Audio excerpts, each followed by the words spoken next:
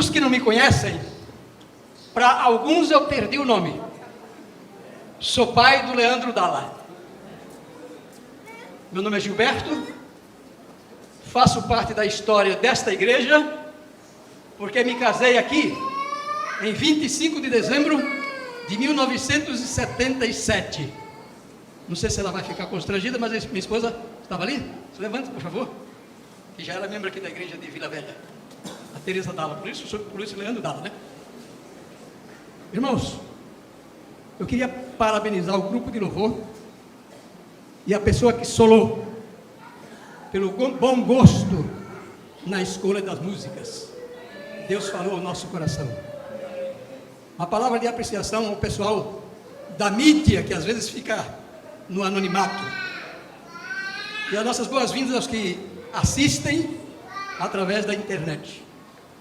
Que todos nós possamos espiritualmente sair daqui alimentados nesta manhã de sábado. Nosso tema para hoje de manhã é vacina contra o erro. Deus também tem o seu sistema de vacinação contra a pior de todas as enfermidades do mundo. Qual é? O pecado é a pior de todas as enfermidades, porque submerge o ser humano na tristeza e na melancolia. Milhões e milhões de pessoas que hoje desfilam pelos consultórios médicos e psiquiátricos em busca de cura são atormentadas pelo sentimento de culpa.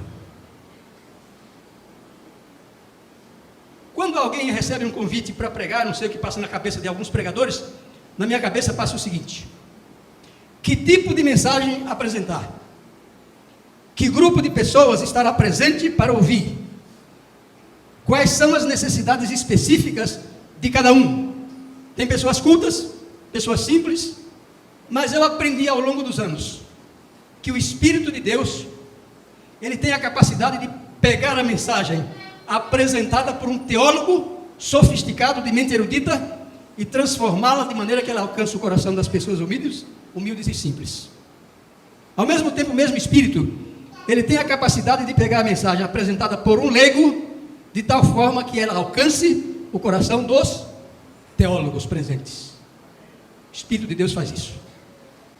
O Espírito Santo, ele é apresentado na Bíblia 300 vezes, mais de 300 vezes, sendo mais de 100 no Novo Testamento e mais de 200, aliás, mais de 100 no Velho Testamento, mais de 200 no Novo. O primeiro texto sobre o Espírito Santo nós encontramos em Gênesis capítulo 1, verso 2. O que diz ali? Havia trevas sobre a face do abismo, e o Espírito de Deus pairava sobre a fonte das... Guarde a palavrinha água. O último texto da Bíblia sobre o Espírito Santo, Apocalipse 22, 17. O Espírito e a esposa dizem: vem. Quem ouve, diga: vem. E quem quiser, receba de graça da água da vida. Agora abram as suas Bíblias no Evangelho de João, capítulo 14. Dos versos 15 a 17, diz assim, não sei se às vezes esse projeta o texto ali: se me amais, guardareis os meus mandamentos, e eu rogarei ao Pai, e Ele vos dará o quê? Ou quem? Outro Consolador, para que esteja convosco para sempre. O Espírito da verdade, que o mundo não pode conhecer, porque não vê, não conhece. Mas vós o conheceis, porque Ele habita convosco e estará em vós. O Espírito Santo aqui é chamado de o outro Consolador, em lugar de Cristo, que também o era. Irmãos, o Espírito Santo, ele é simbolizado na Bíblia por uma infinidade, sendo repetido, de símbolos. E por causa desse simbolismo, alguns chegam à conclusão de que o Espírito Santo é uma energia, uma força, a força ativa de Deus, e não uma pessoa. Mas a Bíblia diz ao longo de toda a sua história que o Espírito Santo é uma pessoa e é Deus. Por que o tema vacina contra o erro? Porque existe no mundo hoje, não sei se houve aqui em Vila Velha, um grupo chamado de antitrinitariano, que não acredita na doutrina da Trindade, que o Espírito Santo seja um ser pessoal, mas uma energia. O texto do Evangelho de João já deixa muito claro: eu vos enviarei outro Consolador, um ser pessoal como Jesus Cristo, que também o era. Se você abrir a sua Bíblia no livro de Efésios, capítulo 4, verso 30, ali vai dizer assim: não entristeçais o Espírito Santo de Deus, no qual fostes selados para o dia da redenção. Deixa eu fazer uma pergunta para a gente interagir. Uma força pode ser entristecida? Você pode dialogar com uma força, com energia? Sim ou não? O diabo, ele está interessado em que nós, seres humanos, acreditemos num Deus despersonalizado. Porque uma energia, uma força, uma influência, não tem graça, não tem amor, não tem perdão, não tem misericórdia, não pode dar apoio para absolutamente nenhum de nós. Não podemos nos relacionar com uma energia. Qual é o primeiro símbolo que vamos pensar nesta manhã sobre o Espírito Santo? Evangelho de João, capítulo 1, verso 32, diz assim: e João testemunhou dizendo: eu vi o Espírito Santo descer do céu com uma pomba e pousar sobre ele. Quem disse isso? João. Quem mostrou o sinal para João? Deus. Qual era o personagem foco do incidente, do ato aí? Jesus Cristo sendo batizado. E o Espírito Santo desceu sobre ele em forma corpórea como uma pomba. Por que a pomba? Para ilustrar o Espírito Santo. Como emblema da pomba denota sua pureza. O livro de Mateus, por exemplo, 10:16, fala dos seguidores de Cristo como sendo inofensivos, como as pombas, e simples. O símbolo da pomba para representar o Espírito Santo denota simplicidade, amabilidade, pureza. Por isso que é comparado com a pomba. Um outro símbolo é confortador, como nós já lemos. Mas há um símbolo em Apocalipse que nós às vezes não conseguimos entender direito. Apocalipse capítulo 6, verso 5. Desculpe, é 5, verso 6. Eu queria destacar essa expressão aí: os 7 Espíritos de Deus enviados por toda a terra. Deus tem 7 Espíritos? Sim ou não? Porque o texto aí fala sobre os 7 Espíritos de Deus. 7 na Bíblia significa o quê? Perfeição. Então o Espírito Santo aí é simbolizado como olho de Deus, que penetra todas as coisas, por isso o simbolismo dos 7 Espíritos de Deus. Representa o seu poder, a sua onisciência, o seu olhar que penetra todas as coisas. Este é um símbolo do Espírito Santo, olho de Deus. Como olho de Deus, ele penetra todas as coisas. Agora, irmão, eu queria abrir um parênteses aqui, para ler um texto surpreendente. Para que o Espírito de Deus trabalhe em nós, a primeira coisa que eu devo sentir na minha vida é convicção de pecado. Sabem a história do fariseu e do publicano? Olha o que diz aqui sobre o fariseu. O fariseu não sentia convicção de pecado. O Espírito Santo não podia nele atuar. Sua alma escudava-se numa couraça de justiça própria, a qual as setas de Deus, desferidas pelos anjos, não podia penetrar. Convicção de pecado é a primeira necessidade. Vamos ao outro símbolo, eu estou passando resumidamente. O Espírito Santo é comparado na Bíblia como água. Abra sua Bíblia, esse é o meu texto preferido do Evangelho de João. São João capítulo 7, 37 a 39. Aqui, o Espírito Santo é simbolizado pela água. Eu estou feliz pela reverência de vocês. É uma prova de que o Espírito de Deus está agindo, está falando. São João 7, 37 a 39 diz assim: no último dia, o grande dia da festa, levantou-se Jesus e exclamou: se alguém tem sede, venha a mim e beba.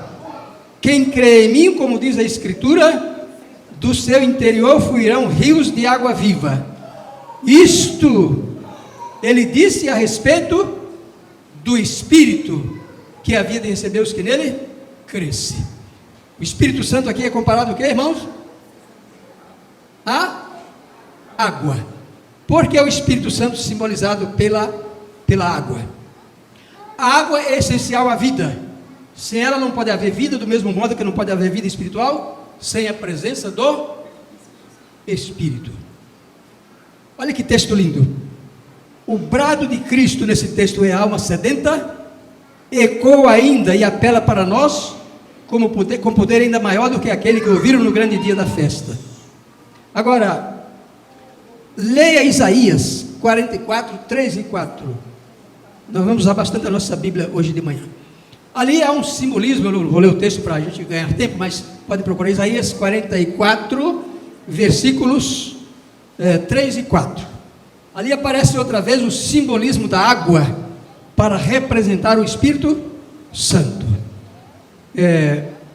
Assim como a terra tostada, aqui as pessoas que trabalham no campo, né, que vivem no campo como eu, o Rubilson, a Jenny e outros aí, diz assim: como a terra tostada, ela é revigorada pelo derramamento da chuva sobre ela, e as plantas surgem e florescem, assim, o Espírito Santo, comparado com a água, ele é capaz de tomar uma vida aparentemente inútil e transformar numa vida de beleza, de graça, de bondade, de amor e de santidade.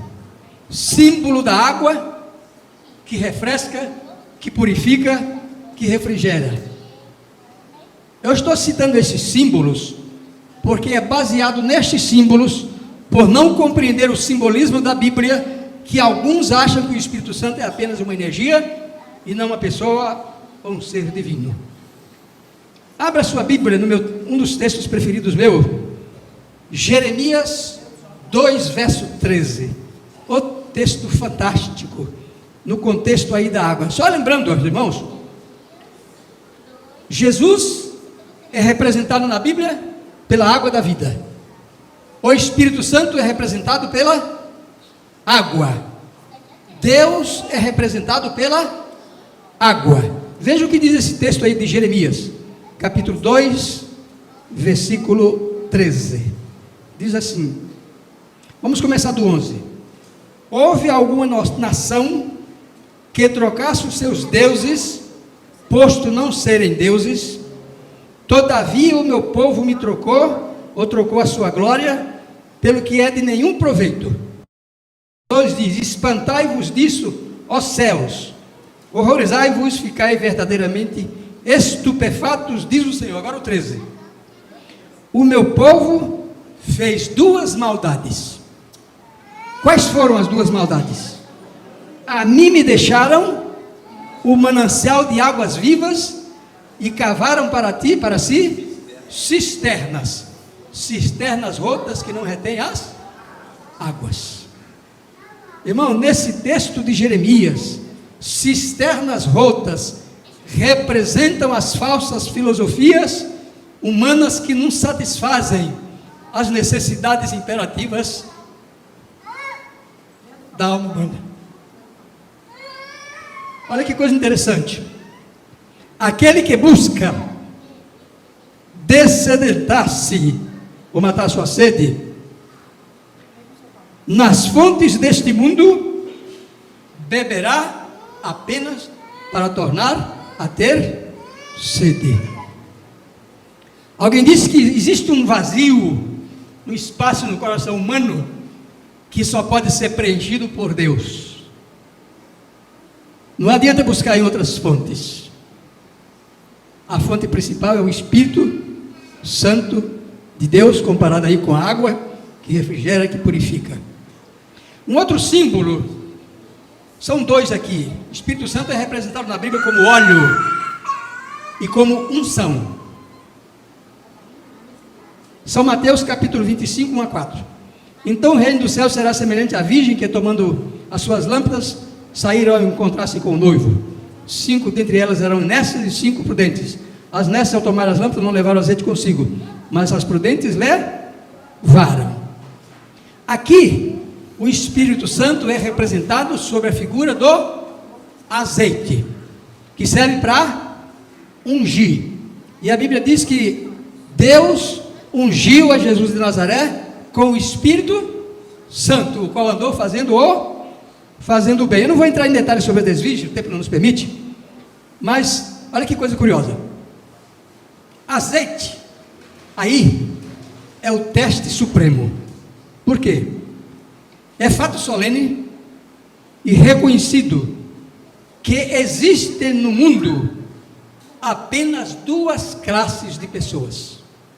Sabiam disso? Existe no mundo quantas classes de pessoas? 2. Quais são?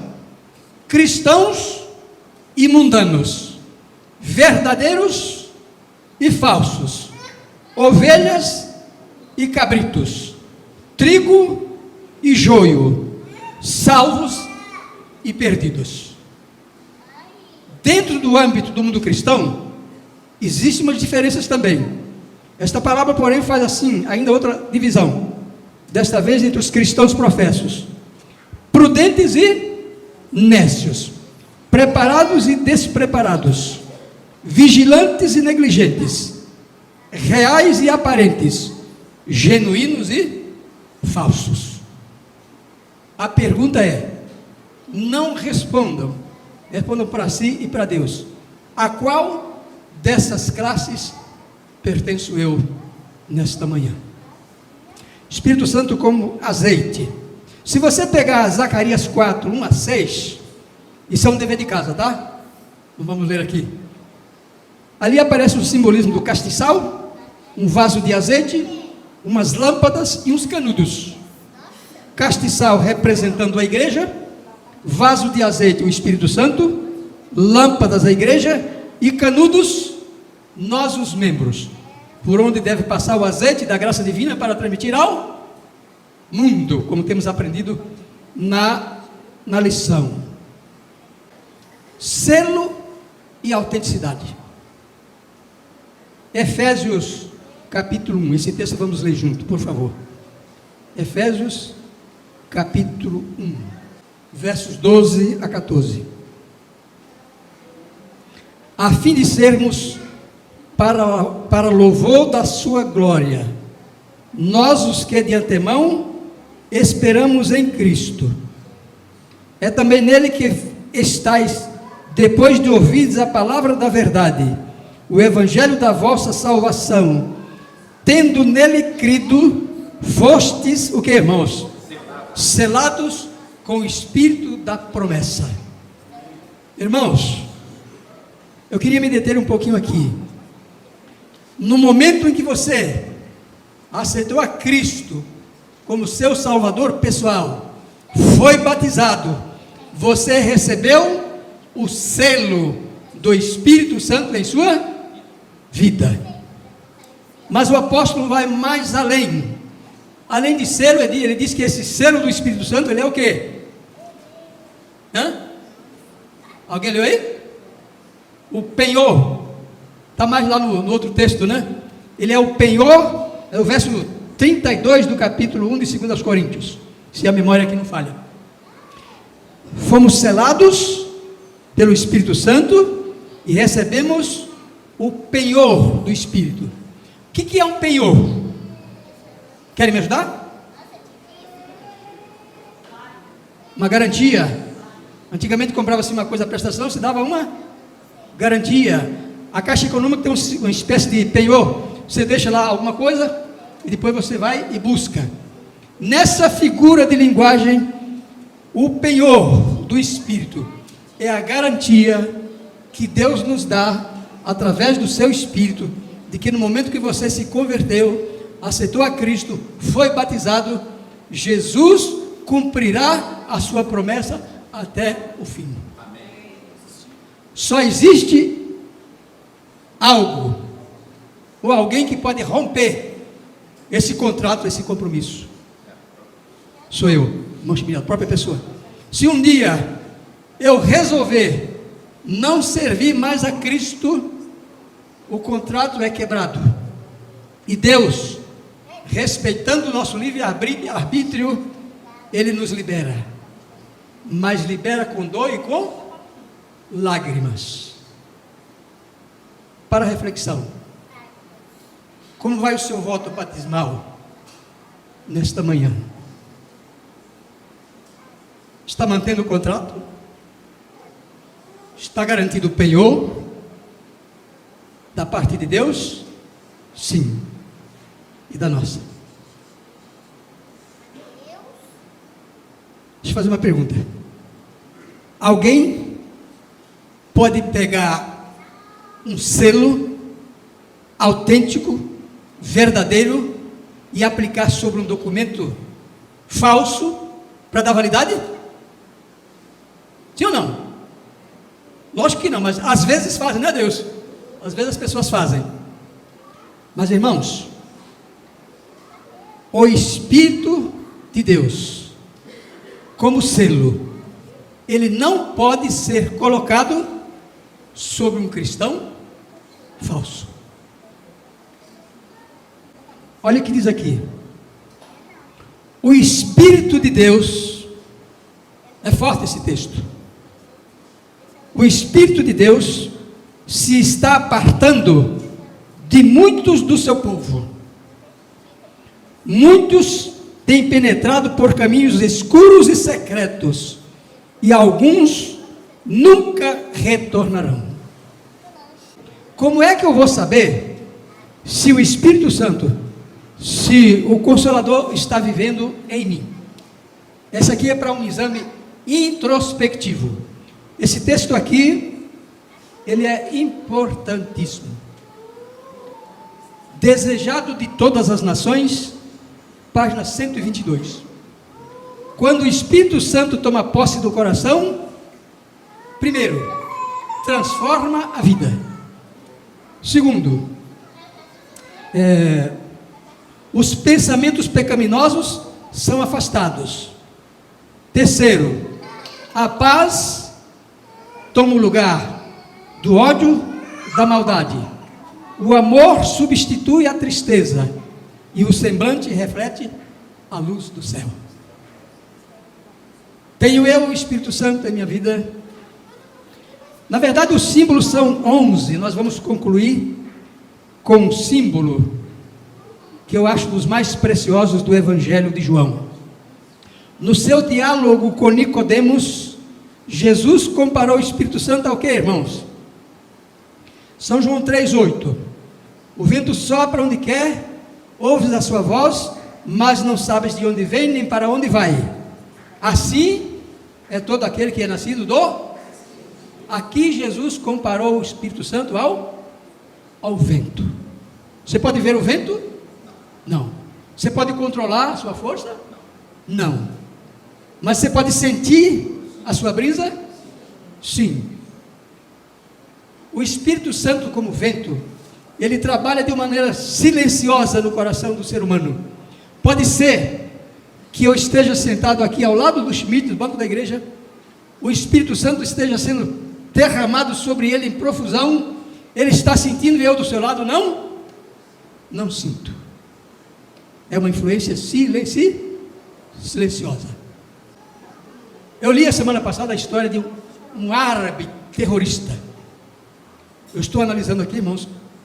Pensem, a obra do Espírito Santo em favor dos impenitentes. Um árabe terrorista saiu do seu país de origem e foi para o Canadá armado. O objetivo dele era matar o maior número de cristãos possível. Mas ao chegar no Canadá, ele assistiu uma série de reuniões evangelísticas. E o Espírito de Deus começou a falar no coração daquele árabe terrorista, e ele se converteu. Rendeu-se ao apelo do Espírito Santo, silenciosamente como vento. Outro incidente, uma menina que vivia no prostíbulo 2h da manhã, chegou às suas mãos um folheto adventista. Como que esse folheto foi parar ali? Não sei. Ela foi para casa, leu, refletiu, aceitou o apelo do Espírito Santo, tornou-se uma cristã. Primeira preocupação, levar a mensagem para os pais. Viajou 1.500 quilômetros. Não foi aceita a mensagem, mas ela fez o seu trabalho. Eu queria concluir, irmãos, lendo um texto de Ellen White, do livro Desejado de Todas as Nações. A edição que eu tenho é em 3 volumes, no capítulo 3, no volume 3, a página 659, ali diz assim: antes, eu não sei se você, como eu, em algum momento da vida já teve num momento de desânimo, falta de fé, perseguição, desemprego, perda de ente querido, que parece que o mundo desmoronou aos seus pés. De repente, sem nenhuma explicação, você se reanima, retoma a sua atividade espiritual e volta a ser um cristão fervoroso. Isso é obra do Espírito Santo como pessoa e como Deus. Olha o texto: em todos os tempos e lugares, em todas as dores e aflições, quando a perspectiva se afigura sombria e cheia de perplexidade do futuro, e nos sentimos desamparados e só, o Consolador, o Espírito Santo, será enviado em resposta à oração da fé. As circunstâncias podem nos separar de todos os amigos terrestres. Nenhuma, porém, nem mesmo a distância, nos pode separar do celeste Consolador. Onde quer que estejamos, aonde quer que vamos, Ele se encontra sempre à nossa mão direita para animar, proteger, suster e impulsionar a nossa carreira cristã. Que nesta manhã saiamos daqui com a plena e única certeza de que neste mundo de angústia e dor e de sofrimento, nós devemos submeter-nos não a uma energia, não a uma influência, mas uma pessoa divina que nos ama, que nos conforta, que nos transforma, que nos salva. Que o Espírito de Deus conduza a nossa mente e a nossa vida hoje e sempre.